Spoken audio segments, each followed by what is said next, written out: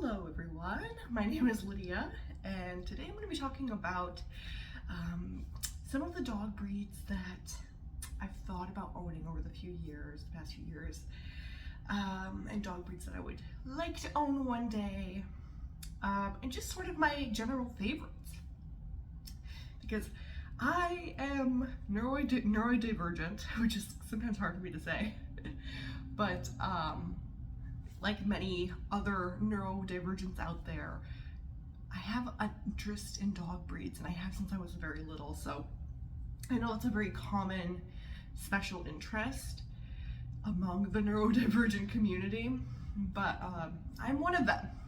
Ever since I was little, I just loved looking through the giant dog breed books and reading about the different dogs. So it's a special interest of mine. The dog space, the dog world, the dog community. And today, I'm just gonna be going through some of my faves, some of the ones that I would like to own one day. I'm currently not in the position to own another dog. I'm not really that interested in owning another dog right now. But I think within the next few years, I'd like to, depending on how things go and where my goals are and stuff, and so that's what I'll kind of be going off of. And these are also dog breeds that I've loved for so long, and I think I could see myself owning them, and I could see them fitting into my lifestyle. Some of these not as much, but they're still my faves. So let's just go through some of them. I'll probably start at near the bottom of my list and just work my way up, because there are a few of these on here that I am certain that I will own one day, and yeah, so I'll get into that. But one of my favorite dog breeds is a greyhound. I love a greyhound, and I would love to know some of you guys' favorite dog breeds in the comments, because if you're neurodivergent like me and you have a special interest in dog breeds, this might be very interesting to you. I don't know, but I would love to know your favorite dog breeds, and what's a dog breed that you would never own ever. That's off my list. I think for me that's a Siberian Husky. Sorry, they're beautiful, but I have my reasons. Maybe I'll make a video about that one day. It'd be funny. But one of my favorite dog breeds is a greyhound. A greyhound for me, well, a lot of people think greyhounds are super energetic. That's a misconception. They are sprinters, so they have the ability to run really fast, but in general, you'll hear that they are quite lazy. They'd actually prefer to stay home and just chill, oftentimes more than even a walk. So I've seen, but I just really love greyhounds. I have a soft spot for them. They are one of my favorite dog breeds. I feel like one of these days I will own one, or one year in my future I will rescue one. I would love to rescue one and have that whole experience of rescuing a greyhound. They're just these gentle souls, truly. And every time I see them, it's like my heart just melts for them, And I don't know, I really could see a lifestyle in which they fit in my life. But I think that would be further in the future, because I'm still right now in my era, and I think I'm gonna be in this era for a while now, where I'm into hiking, and especially winter hiking. I mean, I live in the Upper Peninsula and I love it here. I love hiking and the snow and the cold even. I'm a cold weather person. And I think once I really slow down in life and stay home a little bit more, I probably then would get a greyhound. But as of right now, I'm just not interested in staying home. In fact, I'm interested in being far more active outdoors than I was before. So especially since I just got out of toxic mold and I've been healing for the past couple of years. It's like I was stagnant for so long that I'm like, get me out. Like, I need to get out there, and I need to, like, I just feel this like need to live life, you know. But I do love greyhounds so much, and their temperament is just beautiful. Also Italian greyhounds, which are smaller and have a little bit more energy. But I love Italian greyhounds. If I ever had another small dog, I would have an Italian greyhound. But both those dogs are super short-coated dogs, and I don't think they would do super well in the winter, even with all of the coats that you can buy them. But I love them. They are just the sweetest things. And I kind of like the challenge of training or using different methods to train a dog, because a lot of people say that Italian greyhounds are notoriously hard to potty train. And I don't know, it's like I enjoy training dogs in different ways and learning how that dog specifically needs to be trained. That's kind of a fun thing for me. Right now I have a small dog. She's more of a throwback Pomeranian, if you know what that is. They're kind of like a bigger, more Spitz-like Pomeranian, who have more primitive, I guess, attributes. And she also has some Dachshund and Chihuahua in her, but she looks and acts just like a throwback Pomeranian. So, and she's brown. She's really a cutie. I'm gonna fix this camera a little bit. Sorry about that. It might be all messed up and y'all might be seasick. Sorry. Forgive me for the moments of seasickness. Okay. Camera's like this, I don't know. But if I ever had another small dog, it would be an Italian Greyhound.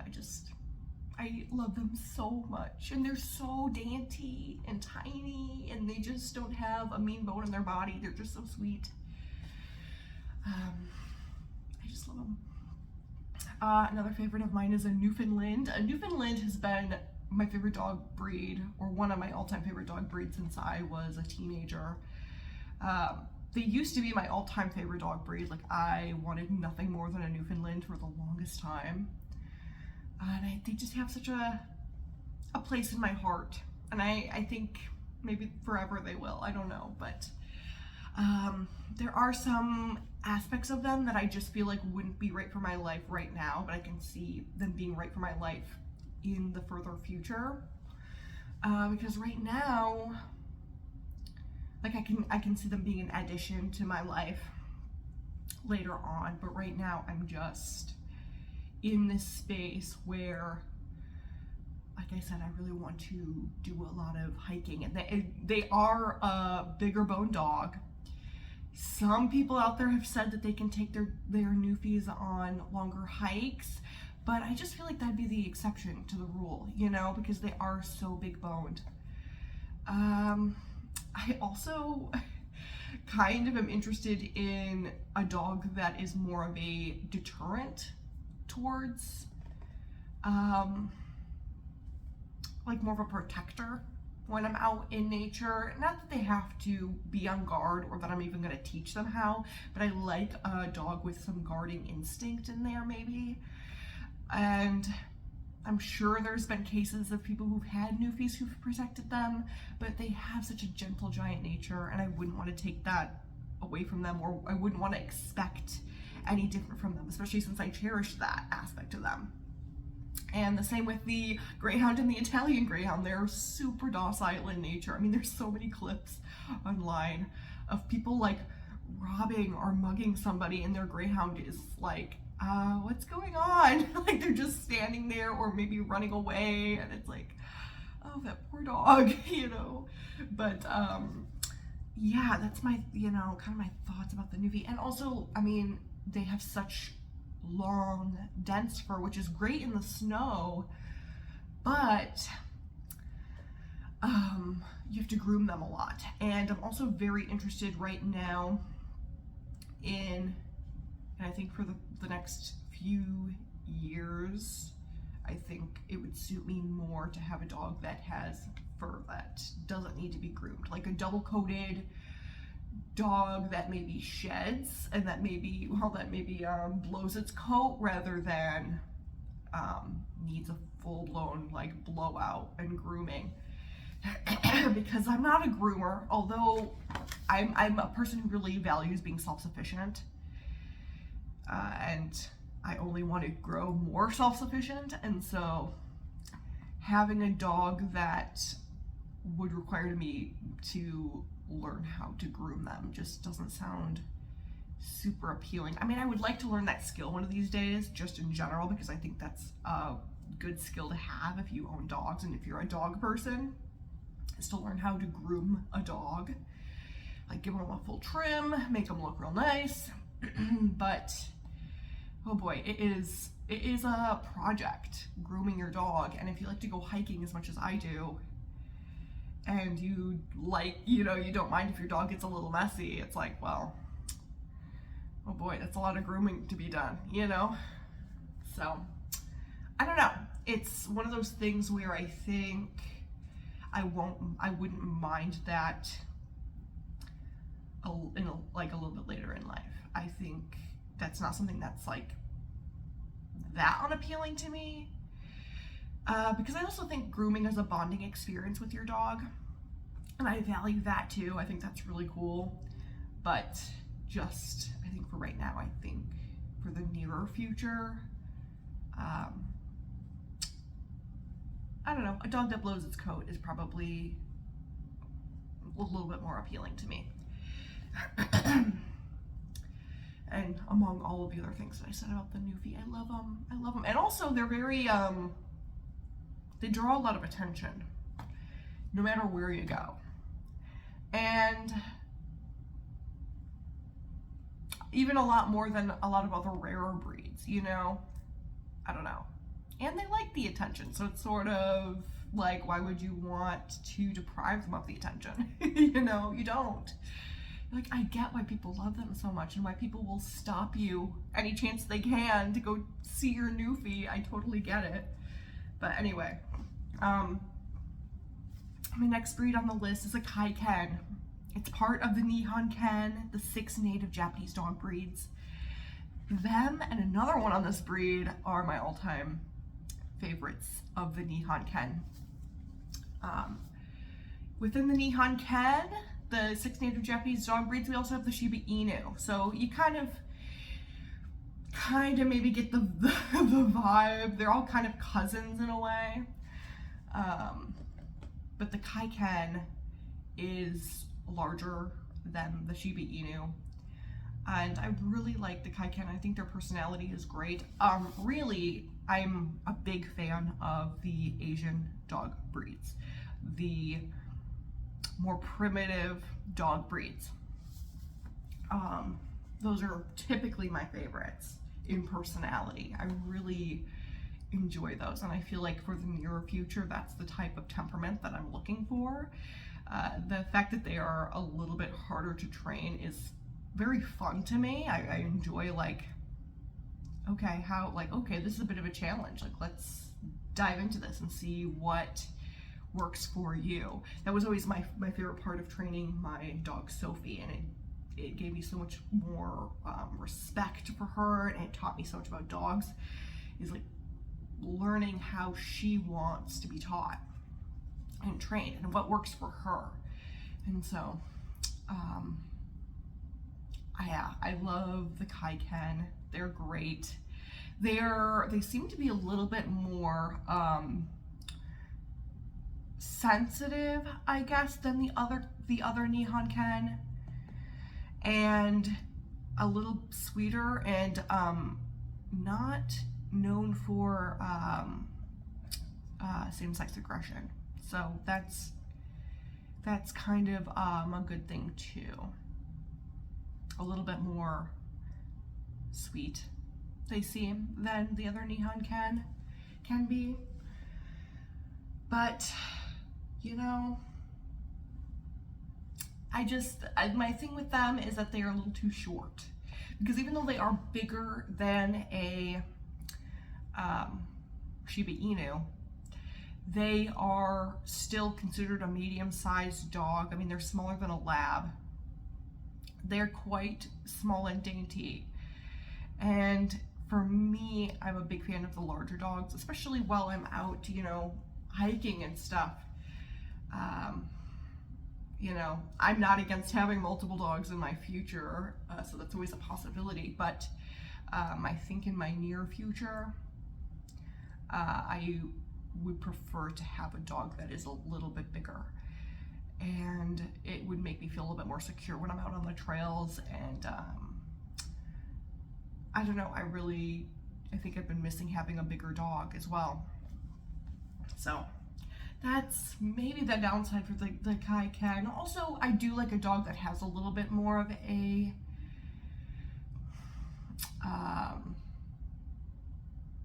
I don't know, standoffish. I mean, of course, Kai Ken are going to be pretty aloof. They are a part of the Nihon Ken, but I like how some of the other breeds of the Nihon Ken are more standoffish, more protective by nature, even without you ever having to train them to do that. So I kind of prefer that.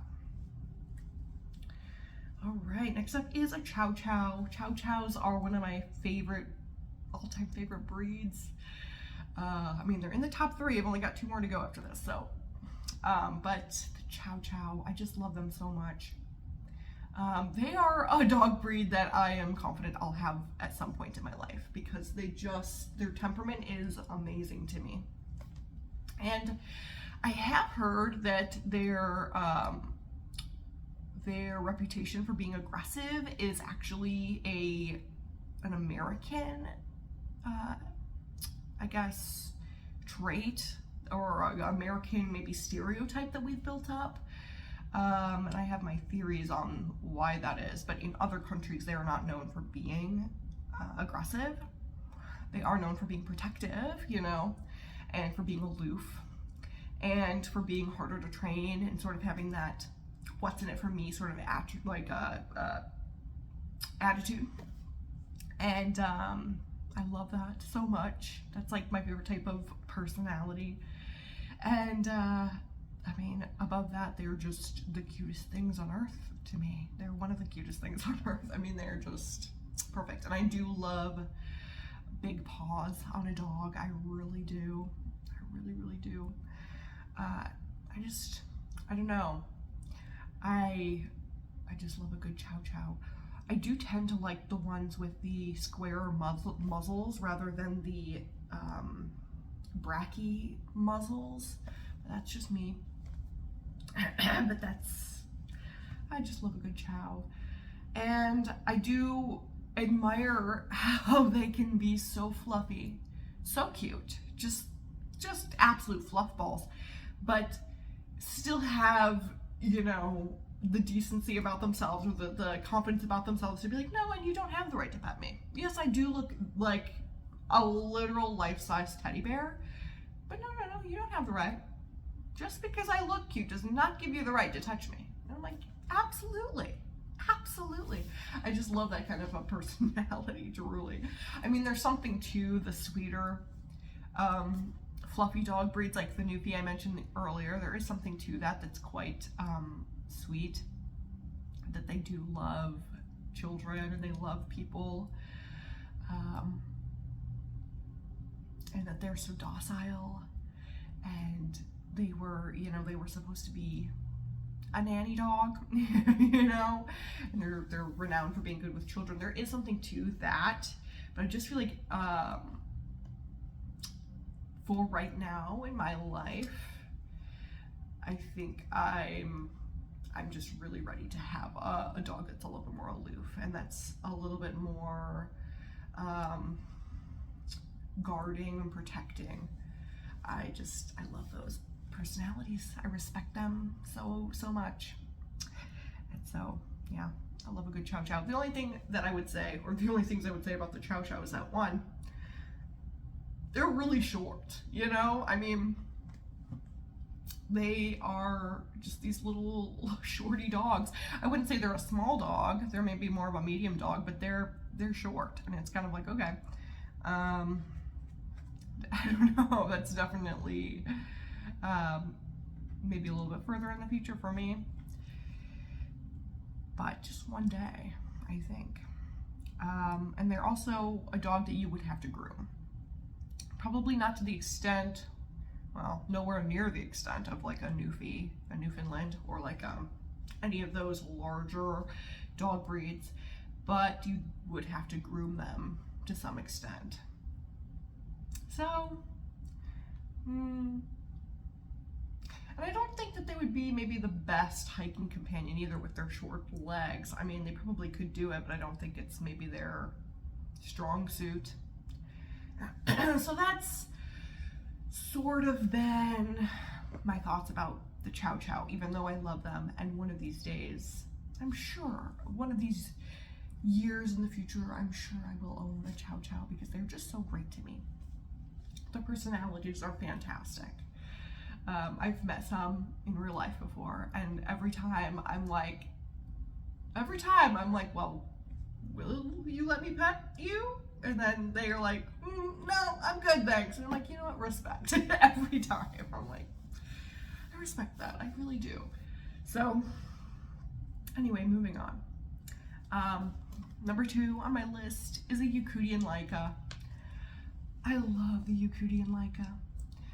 They are another breed that I feel like I at some point have to have some involvement with the breed, because I love them and I value them and I respect them, and I am very passionate about the breed itself. They're just so cool. They come from the coldest place in Russia, the coldest inhabited place in Russia. And I mean, you just go down a rabbit hole reading about the coldest place in Russia, okay? The coldest inhabited place in the world, I believe. And you can just look that up endlessly because it's fascinating. And it's fascinating to see how the people who live there live. It's just wild. And these dogs have lived there helping the people there for forever. They're amazing. And they've done the Yakutian Laika. What I like about them is they are a primitive breed. They are a, you know, kind of a sled dog type of breed. And yet they can do a million different jobs. I'm sure, you know, if you taught other sled dog types to do other jobs, they could try their best to do it. But I think the cool thing is about the Yakutian Laika is that they've helped the people in Yakutia do a million different jobs. They've done all sorts of things. They were even mail carriers at one point, which is crazy to think about, and herding. I mean, they're just these really fascinating dogs that can do it all. They're a lot more well-rounded. And I think because, at least my theory about it, about their temperament being so well-rounded, and people say that they're a lot more biddable than a lot of the other primitive dog breeds. And my theory on that is because they've had to do so many different jobs over the, you know, past thousands of years. I mean, they've had to do so many different jobs for the people there. They didn't just do sledding, you know. They had to do a bit of everything. So they had to learn how to listen to people's commands, I'm sure. And a number of different jobs, you know. Some of them I'm sure they did have to think on their own, much of it, but I don't know. I think they're just a fascinating dog breed when you look into them. And I do appreciate that they're a little bit more biddable than other primitive dog breeds. I think that would be very fun to work with. They're also stunning. I mean, look up a Yakutian Laika. They're so stunning. And they come in an array of different colors. I mean, amazing dogs. But I mean, with that, their coat, like so much of their aesthetic matches with my lifestyle, if that makes sense, because they are the right size for me. They're a little bit bigger and they have a longer coat. They withstood the coldest winter, so of course they can withstand it up here. And in fact, they would love to go hiking and they would love to go, you know, winter camping and all of this stuff. So I value that so much. And they are just these remarkable dogs. They really are. I will say I've heard from a couple different places is that their temperament is their temperament is the same, but depending on the dog, their personality can vary quite drastically. I've heard that some of them are big barkers, some of them are pretty quiet, some of them are a little bit more defensive and protective, and some of them just sweet as can be in nature. So it is interesting. But I kind of love that about them because they still keep their primitive nature about them. I think they're really cool dogs. And I think that they would match my lifestyle pretty well. But I don't know, they do also have higher energy. And they're, you know, especially since I am healing from toxic mold, it's like, I don't know, there is a part of me that's like, I would love that. And I, for so long, have wanted to work up to having that kind of energy to maintain that sort of dog. And be able to work with them and keep their mind stimulated and all of that. And I've also heard that they're a lot cuddlier and friendlier with people than, let's say, the Nihon Ken, the 6 native Japanese dog breeds, or the Chow Chow, let's say. Which there is something appealing about a friendlier dog that has the ability to protect, you know, when need be. There's something about that that's quite appealing. I think if there was no protective instinct in them, it would be a big pass for me, just because I feel safer, especially, you know, I don't know if I'll be alone. I might often be alone on my hiking, I don't know, but I don't know, it's great. It's just great to have a companion that is a little bit more protective. I value that, especially being a hiker or being active and all of that. So the Yukuri and Laika. The only thing is that also they have a different fur type that, you know, I wouldn't say it's no grooming. It's definitely not as much as like a Newfoundland, you know. I've been told that it's similar to a Samoyed fur, which isn't terrible. It's definitely something I could work with, especially since it's not as crazy as grooming like a giant dog breed, you know. But most of their attributes are a pro to me. But that leads me to number 1 on my list, the Japanese Akita Inu. The Japanese Akita Inu is my favorite dog breed, and which is hard to say because I've said that about the Yukuri and Laika for so long as well too. So, you know, but I love the Japanese Akita Inu, and their fur type is just right for me. They are a part of the Nihon Ken, the 6 native Japanese dog breed, so they do have that primitive, protective nature about them. They're striking to me. But, you know, of course, for me, looks are, I mean, not the biggest importance to me. It's a factor, but not the biggest factor. Everything else has to align, you know what I mean, with the dog, as they should. But they're just these amazing dogs to me. I find them to be so intelligent. And I just love their what's in it for me nature. I love that they do have a defensive, protective streak in them, or nature in them. That's amazing. And yeah, I mean, they're the right size. Their coat is perfect. It's ideal. It's that double coat that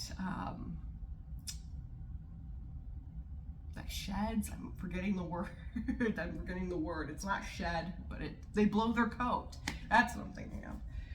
And I love that because there's something so satisfying about a dog who blows their coat. Does anybody else feel that way? Come on. I mean, growing up, I knew quite a bit of people who had Siberian Huskies, and it was always so satisfying. I felt like I could brush the dog forever and just, ooh, it's so good. It's so good. I love it.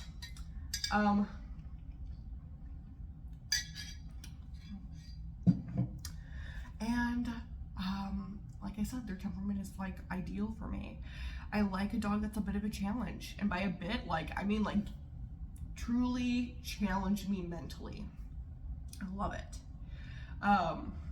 Especially since they don't challenge you quite in the way of like a Siberian Husky challenges people. It's like I don't know, they're very different.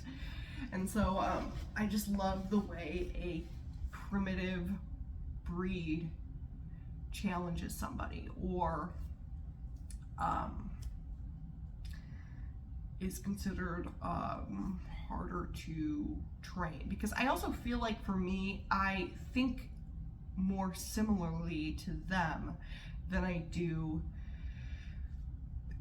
when training at like your average, like golden retriever. I don't know, but it's like my mind really thinks quite similarly to these dog breeds. I think, like, what is in it for them, and how do I show these dogs that what I'm asking them to do is of importance, because I don't blame them if they think this is dumb or stupid, and I like their serious sort of attitude. Of course, there's something so wonderful about a dog that is more playful and cuddly even, but I also highly respect a dog that is very serious and doesn't necessarily need to be touched all the time. I value that a lot. So I don't know, they're just these amazing dog breeds, and I don't know, I like that they demand respect. Everything about them exudes dignity, and yeah, I love that so much. And I really love researching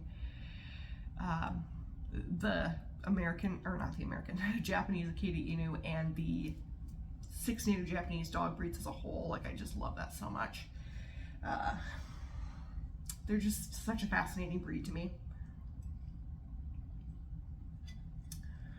Ooh, sorry, the sun started coming out and kind of beating down on me through my window, and so I got kind of like sweaty, and and then it made me not think as clearly. Woo. But that's why I say that they're my favorite dog breed, just because I do tend to gravitate towards the dogs that have that more primitive, I don't even want to say it's more primitive, because the Yakutian Laika is very primitive. I mean, but I guess more aloof and protective and distant by nature. I like that. They're just these amazing dog breeds. I will say that they are a little bit lazier than a Yakutian Laika. Actually, probably quite a bit lazier than a Yakutian Laika. But the thing is, I could see myself having both types of lifestyle. I could see myself definitely doing more to help my dog who needs more brain stimulation or more physical activity. but both of them match my lifestyle, you know, I really think so. And I think another pro with the Acuity and Leica is that you could spin their fur. You can definitely spin a Japanese Akita Inu's fur, but I don't know. There's something about, I guess it would be the undercoat that you would be spinning into wool or yarn. So I guess it wouldn't be the top guard hair. So I guess you could spin both of their fur. I didn't think of that. Because every time I think of a Acuity and Leica's fur, I'm like, oh, that would be a wonderful scarf or mittens. Could you imagine hiking in the woods with your dog while you're wearing mittens made of your dog's fur? Now, some people out there think that's disgusting. Some people out there think that spinning dog's fur into yarn is gross. But what I say to that is that the yarn that you're getting is coming from a sheep who love sheep, okay? They're great, but I mean, do you know what they have to do to wash off all of the stuff from the sheep? Whereas like your dog, you're cuddling with all the time, you're hugging them, and like, you know what your dog's fur goes through, and you wash it anyway. Not that gross. Not that gross. But yeah, so I guess you could spin both their fur. And that's definitely appealing to me because I would love to go through that whole process, even with a sheep one day. I would love to have sheep and go through the process of shearing all the way to knitting something. I just think that process is so cool. Or using it for artwork. Awesome. So that's definitely another thing that appeals to me about dog breeds with the thicker coats, the double coats. So those are my favorite dog breeds. What do you think? What do you think? I definitely would say that the Acuity and Leica and the Japanese Akita Inu are not for everybody. Actually, I think a lot of people would find them very unappealing, especially the Japanese Akita. I just think that a lot of people look at them and think, well, they're this gorgeous dog, but realistically, even trainers hate training them. So it's like, I didn't mean to like make this list just to be like, and these are the breeds that I like, and like maybe they're for you, because it's definitely not that. I also think the way I look at life and train dogs is a little bit different than maybe other people would want to live. I don't know, you know, and not to say that that's better at all. I just live a little differently.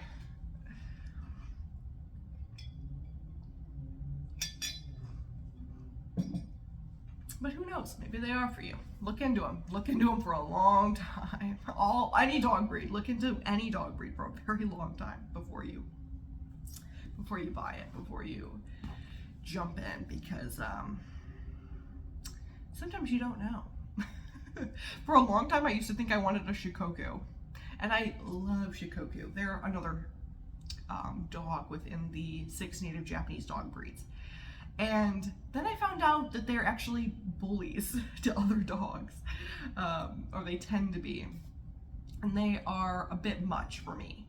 But when I first was researching them, and I even mean for the first like year, like I didn't really realize to what extent they were,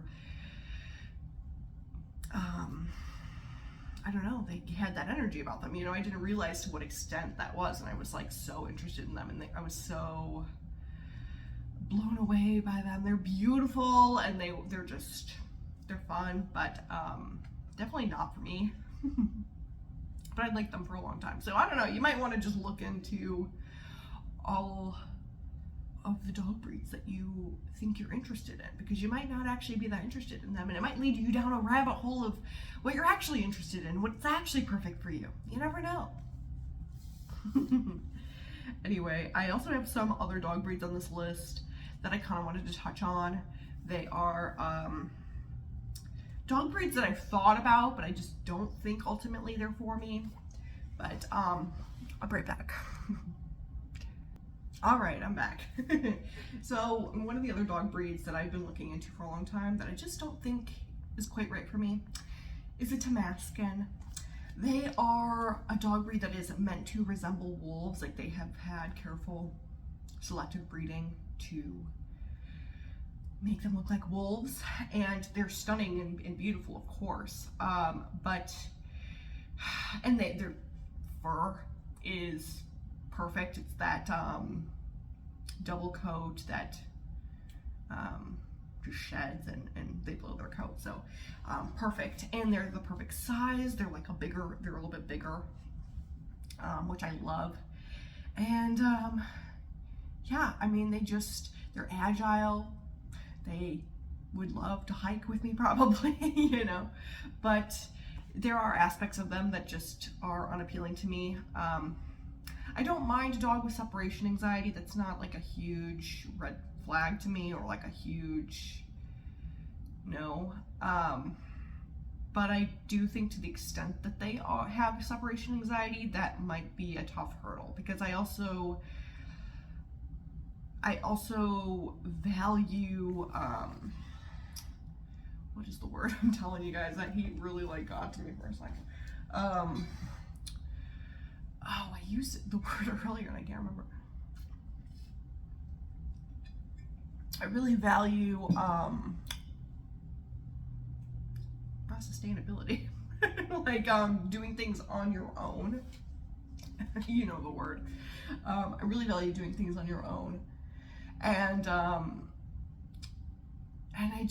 would feel like maybe that would be a tough hurdle for my dog to overcome, or I don't know. I would almost feel like I would be enabling my dog if I allowed them to have that separation anxiety,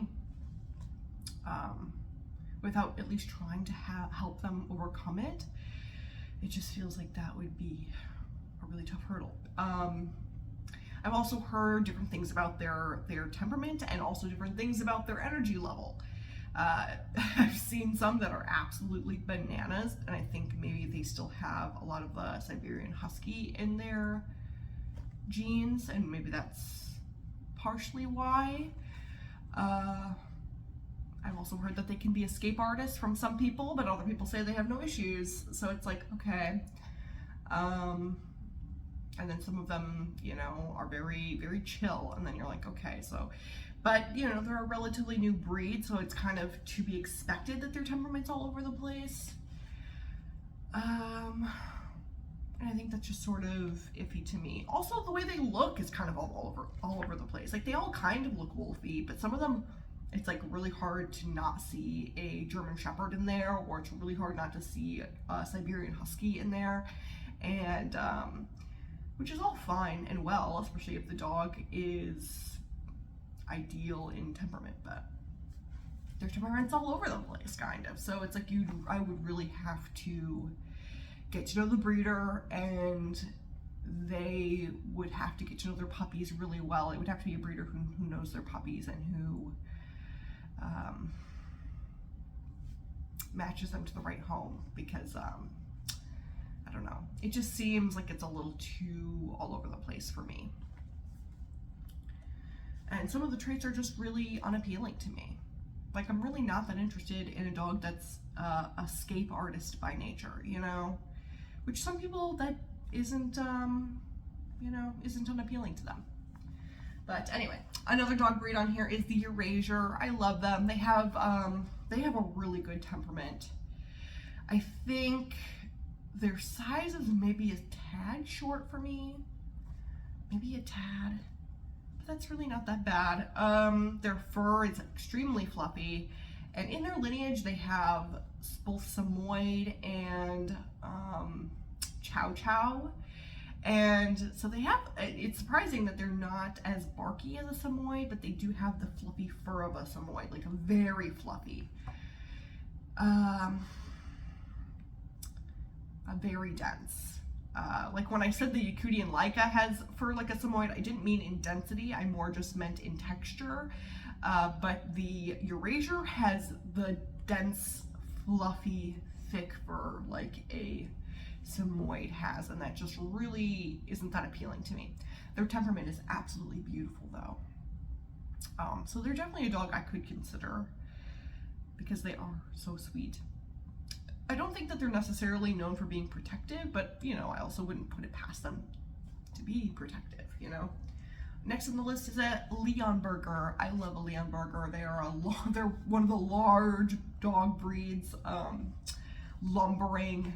They're just awesome. I've heard that they have a little bit more energy than a Newfoundland, which has made me over the past few years consider them.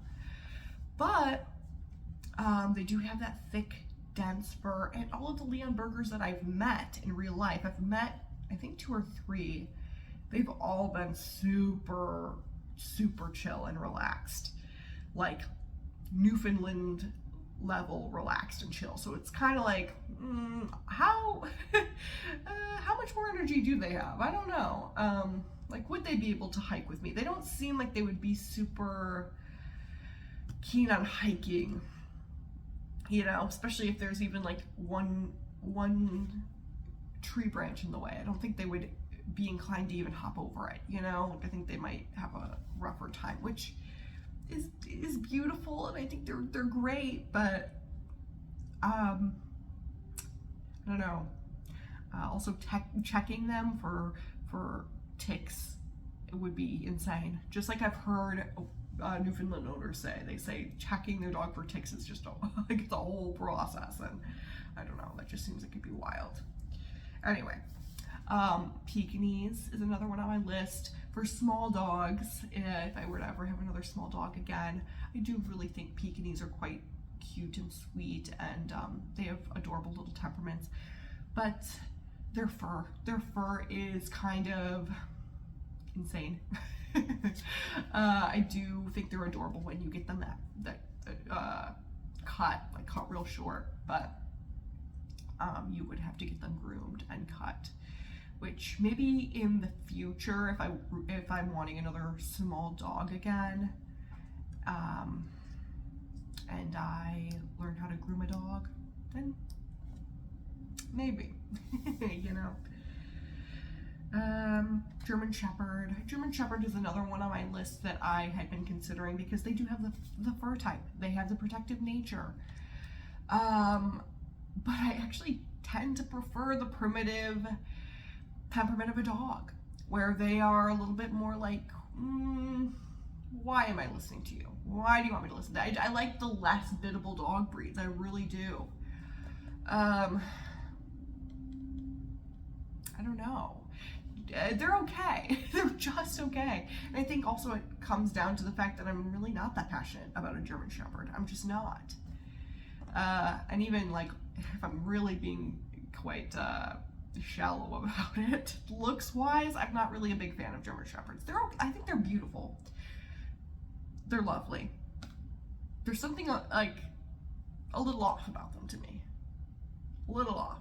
And it's okay. And I also don't really care for how sloped their backs are. Some of them aren't as much, especially if you go to a well-bred breeder, but I tend to like the, what are they called? A lot of words are escaping me right now. I think I'm back. All right, I'm back. I'm also recovering from a flu, so just bear with me, okay? Bear with me. Working line German Shepherds are typically the ones that I gravitate towards because they are so stunning, and they are a little bit more protective than the non-working lines. But I don't know, they are extremely biddable. And the working lines are pretty intense, from what I hear. Pretty intense. You have to be a pretty intense owner with them, and work them. They thrive in an environment where they're worked all the time, which is just not that appealing to me. Especially, I don't know, the environment in which I think they would thrive, I just don't think is a lifestyle I would really want to live. So. And I don't know. It's not really that appealing to me to have a dog want to obey me that much. It really isn't. And I don't think that they would challenge my mind in the way that I'm wanting. I don't know. I mean, of course, any dog is going to be a challenge in some way, and you're going to learn something from the dog in some way, but I don't know. I like how the primitive breeds really challenge you mentally. Anyway, I've also thought about Dalmatians in my life, about owning them, but overall, they don't really match me. In terms of small dog breeds, French Bulldogs have been interesting to me. But again, I don't know. They're just okay. Another dog, this is a dog I really respect, but I just don't think I would be a very good home for it, is a Tibetan Mastiff. I love Tibetan Mastiffs, but man, that is a powerful dog. You know what I mean? That's a powerful dog. And really, they're not a dog that would like the lifestyle that I would want. They're not a dog that necessarily wants to go hiking with you and that necessarily wants to go on all these adventures with you. It's,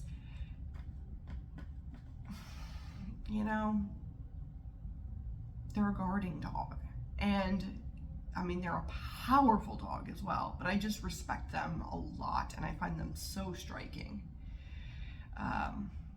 But they're a powerhouse. They're an absolute powerhouse. I mean, they are still to this day, right now, actively being used to ward off and fight off snow leopards and wolves. Like, what? That's insane. But I find them to be fascinating. I could research them all day. They're really a cool breed. So, but just not for me, you know? I think they're a dog breed that really, I don't know. Some people have them as pets, you know? Some people do. But I think the conditions just gotta be just so, you know? And really, they probably would ideally thrive in an environment where they're protecting and guarding livestock, but they're not even a breed that necessarily cares about the livestock. It's more about the parameters. So it's sort of, at least that's what I've read. So, you know, I don't know, but I respect them. I respect them a whole lot, man. And they're beautiful. Another one on my list that is more just like a haha, like I don't think I would ever actually own one, but I do think they're just so adorable to me and cute. And there was a split second in my life where I was like, could this work? And then I'm like, no, literally not what I'm looking for, Lydia. A Bedlington Terrier. They look like sheep, which if you know me, I pretty much like everything that looks like a sheep. In real life, I love sheep. I don't know, sheep are just one of my favorite animals. And Bedlington Terriers kind of look like sheep. They're really cute. And they have these sweet personalities and temperaments, but you really should know how to give a dog a good haircut to have one. You know, I mean, whenever you look into them, it's like you see people like actually giving them like shaves, and they're definitely not a double-coated breed by any means. But they're sweet and they're cute. So that was just my little stint for a little while. I was like, maybe. And then I'm like, this is literally the opposite, Lydia, of what you need and want in your life. But they're so sweet. So anyway, others that I've looked into for a little while, mostly just because my mom was interested in these breeds, and so I was looking into them, and they do have a spot in my heart a little bit. A Basset Hound, because I grew up with Basset Hounds. We were a Basset Hound family. I do feel like at one point in my life, again, I will have a Basset Hound, because it just, something feels like home with a Basset Hound, truly. Like, I love them. And they're so much smarter than people give them credit for. Like, they're crazy smart. And people just They look at them and they're like, they're a funny looking dogs. They must be pretty funny. And it's like, really? No, they're quite regal, actually, and like intelligent when you get to know them. Anyway, English Mastiff. I do love a good English Mastiff. A lot of the Mastiff breeds, they have a soft spot in my heart, but they're just not for me personally. Like, I don't know, maybe if my mom ever has one, maybe, that'd be great. Also a Dog du Bordeaux, which is a French Mastiff. I love them too. They're great. So those are just some of the breeds that I've looked into over the years that I thought maybe they'd be good for my lifestyle. Maybe I'll have one day. Those are some of my faves. Let me know, what are your faves? Leave a list down in the comment. What are your faves? And what is a breed that you would never ever own? Let me know.